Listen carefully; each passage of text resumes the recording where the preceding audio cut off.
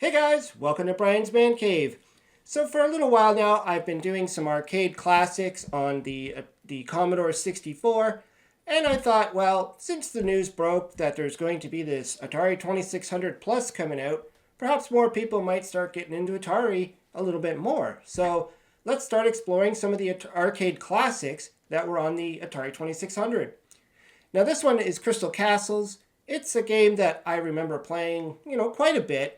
Actually, my friend played it a lot more than me. It was in a convenience store right next to his house, and he was like there all the time playing this game. So I remember when I got my Atari 2600 Junior and I found out this game existed on the Atari, I had to have it. I mean, there was no doubt in my mind I had to have this game. Now it does play a little bit different. Or look, I should say, a little bit different. Obviously, it's not going to, the graphics aren't going to blow you away. But I thought that these were pretty decent for the time, for the system that it's on. So the character there, that's Bentley Bear. You're obviously in your castle, because it's called Crystal Castles. You're trying to get these gems before they do. I guess they're supposed to be like skulls or something. And you can see when I'm running around here, I have a lot of freedom to move. Like, I'm not restricted like, say, Pac-Man, where he's restricted to the maze itself. Like, he can only go one of the four directions. This guy can, like, kind of go all over the place, which does kind of make it a little bit trickier to essentially grab these gems. That's what we're supposed to be grabbing there. But before the enemies do. You can see, and I'm using a gamepad on this. Oh, those bees. I'm using a gamepad, not the original 2600 joystick. Actually, I don't know if this is better or worse. I think I prefer the control I have with the joystick itself. Unfortunately, I don't have one of those adapters to plug into my PC. So when I play like on emulators like this, I can't really, I don't really have a choice. I'm trying to get that honey pot. Oh, I got it and it killed me at the same time. Shoot. Oh, here we go. Yeah, I remember playing this. This game was interesting because it had like a trackball instead of, oh, there's the guy. They're the ones eating the gems there. It had a trackball instead of a joystick controller, which I always thought was pretty interesting. I knew games like Centipede had a trackball, but a game like this, it's like, I guess because of his movements and the way he can move around, maybe they just thought trackball made more sense. I don't know. But on your Atari 2600, obviously, you're going to be using your regular joystick, which might be better for control-wise.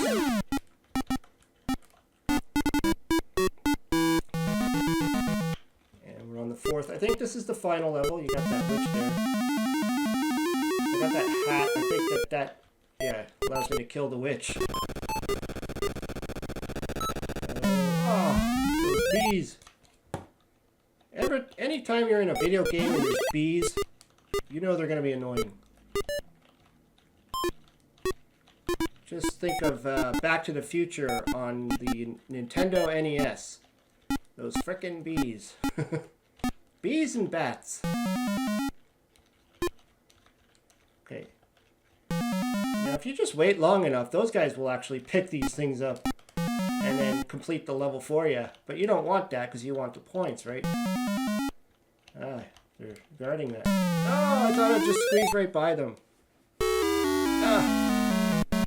13,264. Now there is level options. I don't know how I changed those. Oh. Probably have to use the select button. I can't remember which button that is on my keyboard, so... Oh no! That's okay. I think that level 1 is tough enough for me. Ooh. See, they eat them too, so... I mean, it's a little bit weird. It's kind of like if you're playing Pac-Man and the ghosts were able to eat the dots too.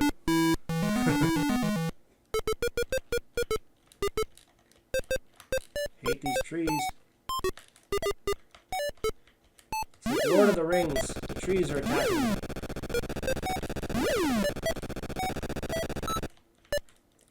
Yeah, and being able to jump is a really good thing. I mean, it allows you to get around those enemies. Again, you know, a little subtle difference from games like Pac-Man, where you're literally constricted to the maze. You can't go in multi-directions like this, like, you know, back and forth within a hallway, essentially. Okay, I'm going to try and get these guys over here. I'm going to run. And this is definitely one of those games where you could suffer from tired thumb. That's a thing.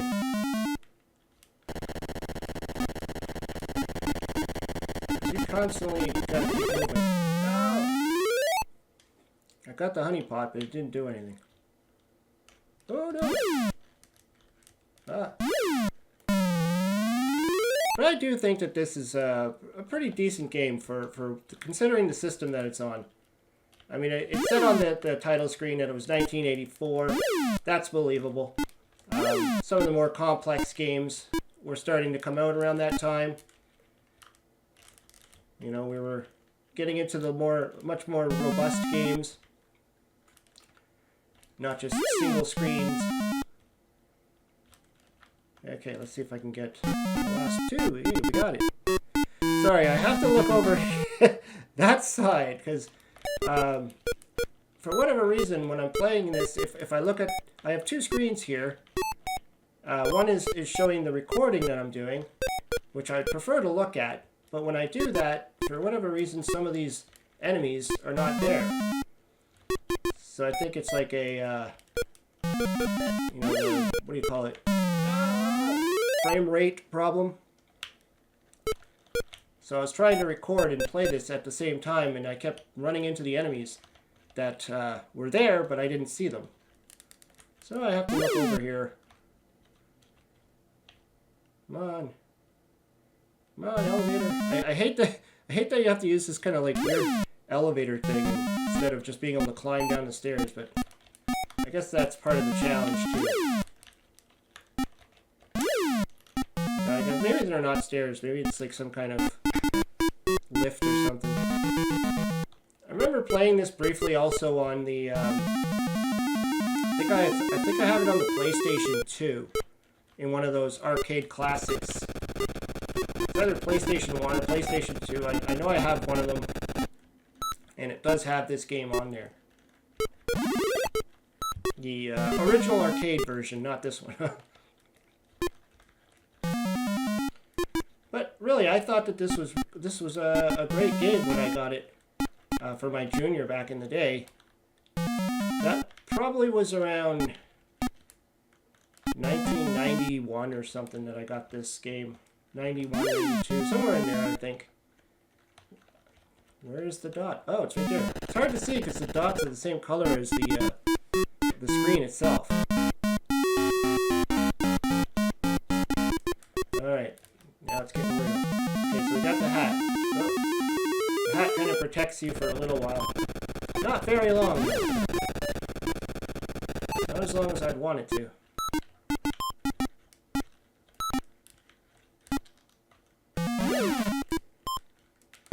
I don't think the honeypot does much other than just give you points.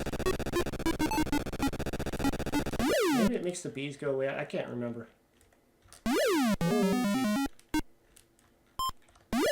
yeah, jumping over the tree stuns it for a minute. Or like a second. Okay. It's getting ridiculous. Can't get up. There we go. Oh no! No! Well, at least I did somewhat better. 17,901. I mean, yeah, playing it on a real Atari is much better, especially when you can, use this guy, the joystick. One day I'll probably figure out how to attach one of these to my PC and then I can actually play it. I know there's like an adapter or something you can buy. Anyways, yeah, this is a pretty decent arcade kind of conversion port, whatever you want to call it, for the Atari 2600. There was a few that were actually pretty good. I know there's some that were just kind of lackluster, like, Donkey Kong having 2 levels. But this one I thought was, I actually played this one quite a bit on my junior back in the day. Anyways, let me know what you think. Throw some comments down below. Hope you subscribe, and we'll talk to you later.